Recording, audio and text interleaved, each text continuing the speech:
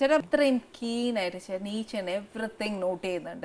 അതായത് നമ്മൾ respect കൊടുക്കേണ്ടവർക്ക് respect ചെയ്യണം, അതല്ല ചുമ്മാ ശ്രദ്ധ കാണിക്കരുത്. ഇത്രയും ഡെഡിക്കേഷൻ ടുവേർഡ്സ് എ വർക്ക് ചെയ്തിട്ട് ചേട്ടന് ശരിക്കും വേണ്ട രീതിയിലൊരു അംഗീകാരം ഇൻഡസ്ട്രി തന്നിട്ടില്ലല്ലോ. അത് ഇൻഡസ്ട്രിയെ കുറ്റം പറഞ്ഞിട്ട് കാര്യമില്ല. ഞാൻ എപ്പോഴും പറയാറുണ്ട്, എനിക്കൊരു ഈ PRO വർക്ക് എനിക്കില്ല. നമ്മളിപ്പോൾ വിളിച്ച് ഒരാളെ നിരന്തരം വിളിച്ച് ശല്യപ്പെടുത്തി ഒരു 2 സീനോ 1.5 സീനോ വാങ്ങിക്കുമ്പോൾ അതിനേക്കാളും നമ്മളെ ഒരു സീനിൽ, ഒരു സീരിയലിൻ്റെ സീനിൽ കണ്ടു, ഇവനെ ആ ക്യാരക്ടർ കൊടുത്താലോ എന്ന് വിചാരിച്ചു. ഇപ്പോൾ നന്ദുവിന് കിട്ടിയ ക്യാരക്ടറില്ലേ, അങ്ങനെയൊക്കെ ഒരു സാധനം വന്ന് നമുക്ക് ഇപ്പോൾ ഫയർമാനിൽ ഞാൻ അഭിനയിച്ചു. നല്ല വേഷമായിരുന്നു, നമുക്കവിടെ കൂടെ നിൽക്കുന്നൊരു വേഷം തന്നെയായിരുന്നു. അപ്പോൾ അങ്ങനെ ഒരു വേഷം കിട്ടിയാൽ നമുക്ക് ഗുണം ചെയ്യും. അപ്പോൾ അല്ലാതെ നമ്മളിപ്പോൾ ഒരു കാര്യമില്ലാതെ അവിടെ ചെന്ന് ഇത്രയും സമയം മെനക്കെടുത്തി. അപ്പോൾ നമ്മൾ പോകുമ്പോൾ ഒരു കുഴപ്പമെന്ന് അറിയാം, നമ്മൾ സീരിയൽ ചെയ്യുമ്പം 4 സീരിയൽ ഞാൻ ചെയ്തുകൊണ്ടിരിക്കുന്നുണ്ട് ഇപ്പോൾ. അപ്പോൾ അവർക്കൊരു ബുദ്ധിമുട്ടാവും. അല്ലെങ്കിൽ അവർ നേരത്തെ പ്ലാൻ ചെയ്ത് നമ്മളെ നല്ലൊരു ക്യാരക്ടറാണെങ്കിൽ എനിക്ക് ഇവിടെ എല്ലാം ബ്ലോക്ക് ചെയ്യാം. ഇതൊരു ഗ്യാരണ്ടി ഇല്ലാതെ നമ്മളൊരു സ്ഥലത്ത് പോകുമ്പോൾ അപ്പോൾ ഇവിടുത്തെയും ബ്ലോക്കാവും, നമ്മളെ കൊണ്ട് ഇവർക്ക് ശല്യമാവും, അവരെ കൊണ്ട് നമുക്ക് ഗുണമുണ്ടാവില്ല. അതുകൊണ്ടാണ്, അല്ലാതെ അഹങ്കാരമോ ഈഗോ ഒന്നുമല്ല. മനസ്സിലായി. എന്നാലും മനുഷ്യൻ അത്രയും കരുതുന്നില്ലേ, ഓരോ ഈ 4 സൈഡഡ് നോക്കിയേച്ചാ മനുഷ്യൻ ഓരോ കാര്യങ്ങൾ. പിന്നെ ഞാൻ അങ്ങേയറ്റം ദൈവവിശ്വാസിയാണ്, അത് പിന്നെ പറയേണ്ട കാര്യമില്ല. പക്ഷെ ഇത്രയും നേരം വർത്താനം പറ്റി ആഹാരം തന്നില്ല അല്ലേ മനുഷ്യട്ട്? ചോദ്യങ്ങൾ ചോദിച്ച് അല്ലെങ്കിൽ വിശേഷങ്ങളൊക്കെ ചോദിച്ച് വർത്താനം പറഞ്ഞുകൊണ്ടിരിക്കുക. ഞാനേ ആദ്യം വിളമ്പട്ടെ, എന്നിട്ട് ഇനി ബാക്കി ഞാൻ സിന്ധുവിനോട് ചോദിക്കാം.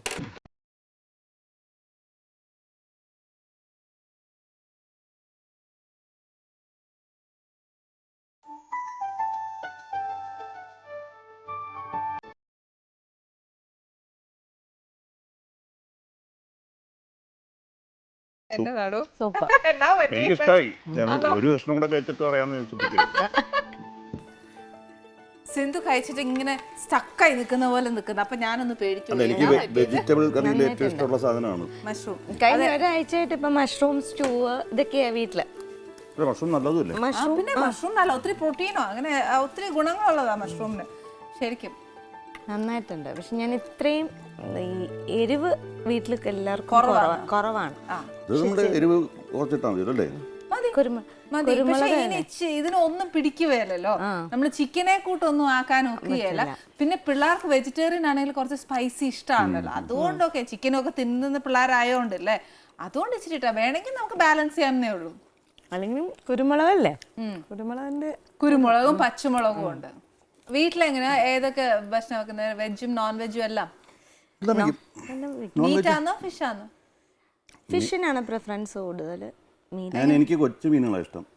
ഈ നത്തോലി, മത്തി അതൊക്കെ പറയുന്നത് അതൊക്കെ വെച്ച് എന്നാ ചെയ്യുന്നത്? വറക്കുവാന്നോ? എനിക്ക് വറക്കണേക്കാളും ഇഷ്ടം മുളകിട്ട് വെക്കുക, വറ്റിച്ച് വെക്കുക, ഇതൊക്കെയാണ്. പിന്നെ വലിയ മീനോട് ഇഷ്ടമുണ്ട്, വല്ലപ്പോഴും ഒക്കെ ആണെങ്കിൽ കൊള്ളാം. പിള്ളേർക്ക് എന്നാലോ? പിള്ളേർക്ക് ചിക്കനാണ്. ചിക്കന്റെ ആളാണ്, മോനാണ്. സിന്ധു പരീക്ഷിക്കില്ലേ? സിന്ധു ഞാൻ പരീക്ഷിക്കാറുണ്ട്. ഏതാ പുതിയത്? ഇത് നാടൻ ഭക്ഷണമാണോ ഇറ്റാലിയൻ ആണോ എങ്ങനെയാ? ഇറ്റാലിയനൊന്നും അവിടെ താല്പര്യമില്ല, നാടൻ ഭക്ഷണം. പിന്നെ അമ്മ വെജിറ്റേറിയനില് നന്നായിട്ട്, അമ്മയുടെ തൃശ്ശൂർ സ്റ്റൈൽ കഴിക്കില്ല കേട്ടോ. സിന്ധുവിന്റെ അവിടെ എല്ലാരും കഴിക്കില്ല. അപ്പൊ ഞാൻ കല്യാണം കഴിഞ്ഞ് വന്നതിന് ശേഷമാണ് വെജിറ്റേറിയൻ നല്ല രീതിയിൽ വെക്കാൻ പഠിച്ചത്. അമ്മ പഠിപ്പിച്ചു. അപ്പൊ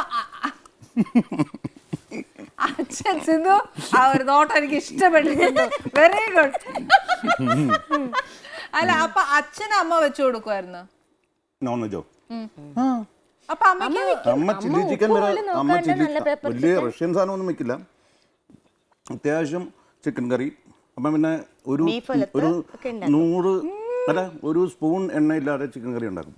അമ്മയ്ക്കൊരു 40 മിനിറ്റ് മതി. സിന്ധു അമ്മേന്റെ അടുത്ത് ഒന്ന് ചോദിച്ചിട്ട് ഞങ്ങൾക്കും കൂടെ റെസിപ്പീസ് ഒക്കെ ഒന്ന് തരണേ. ഒരു തുള്ളി എണ്ണ ചേർക്കാണ്ട് ചിക്കൻ കറി ഇപ്പത്തെ കാലത്ത് അതന്നെയാ വേണ്ടത് അല്ലേ?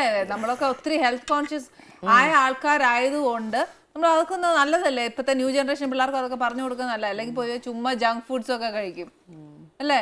സിന്ധു പാടുവോ? ഇല്ല.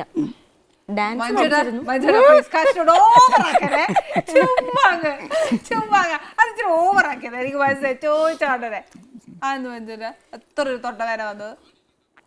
എപ്പോഴെങ്കിലും ചേട്ടൻ പാടും, ചേട്ടൻ അമ്മ പാടും, മഞ്ചേട്ടാ നന്നായിട്ട് പാടും.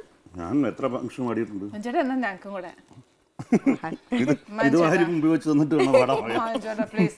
എനിക്കറിയാം തെറ്റാ ചെയ്യുന്നതെന്നറിയാം, ആഹാരം തന്നിച്ച് പാടാൻ പറയാൻ പാടില്ല എന്ന് എനിക്കറിയാം. പക്ഷേ പാട്ട് ഇഷ്ടമാണ്, അതുകൊണ്ടല്ലേ. ഓ, ഒരു ഫുൾ പാട്ടോ? അത്രയൊന്നും വേണ്ട, 4 വരി അല്ലെ 5 വരി അല്ലെങ്കിൽ 6.5.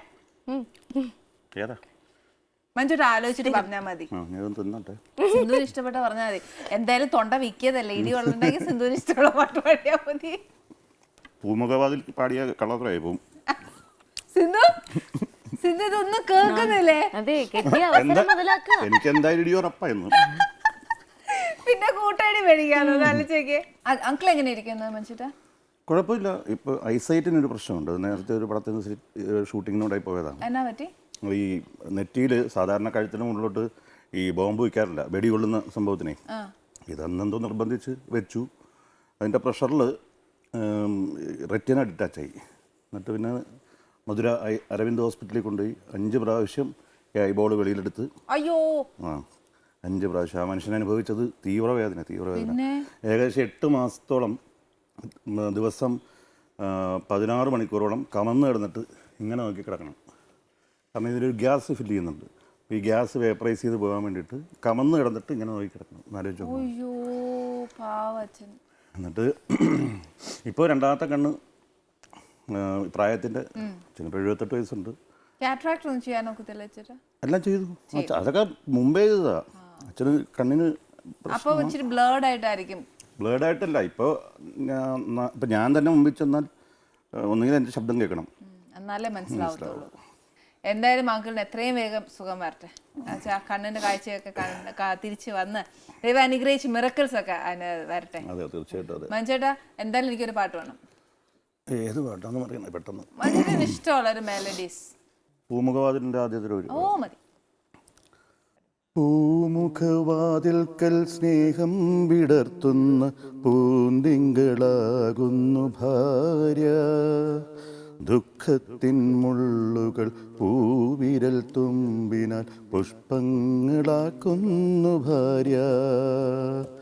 പൂമുഖവാതിൽക്കൽ സ്നേഹം വിടർത്തുന്ന പൂന്തിങ്കളാകുന്നു ഭാര്യ, എത്ര തെളിഞ്ഞാലും എണ്ണ പറ്റാത്തൊരു ചിത്രവിളക്കാണു ഭാര്യ, എണ്ണിയാൽ തീരാത്ത ജന്മാന്തരങ്ങളിൽ അന്നദാനേശ്വരി ഭാര്യ. ഓക്കെ, അസലായിരിക്കുന്നു.